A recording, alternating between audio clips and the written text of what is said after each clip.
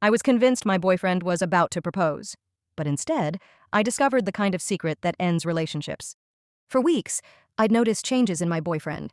He started working late, keeping his phone glued to him, and stepping outside to take calls he claimed were just work. At first, I brushed it off. We'd been together 3 years. I trusted him. But then the little things started adding up. He suddenly changed his lock screen. He became distant when I talked about our future. And whenever I asked what was going on, he'd laugh it off, saying, "You'll see soon enough." So instead of worrying, I convinced myself he was planning something big. Our anniversary was coming up, and I thought maybe, finally, he was getting ready to propose. When he told me to get dressed up for a special dinner, my heart soared. I went shopping for a new dress, had my nails done, and even practiced saying yes in the mirror.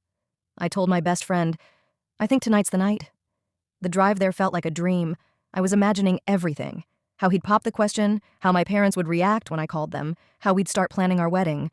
But the moment we sat down, reality didn't match the fantasy. He was jumpy, restless. His eyes kept darting to the door, like he was waiting for someone. And every time his phone buzzed, he'd slam it face down on the table like it was burning him. I tried to ignore it, telling myself he was nervous.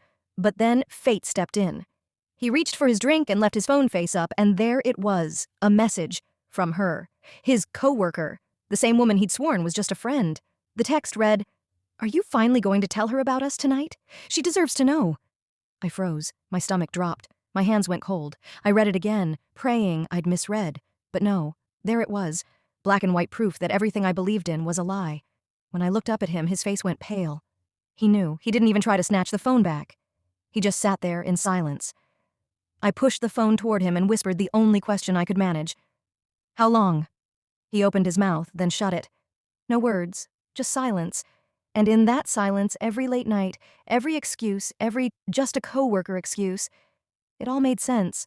I felt the tears burning in my eyes, but I refused to let them fall in front of him, so I stood up in the middle of that crowded restaurant and walked out.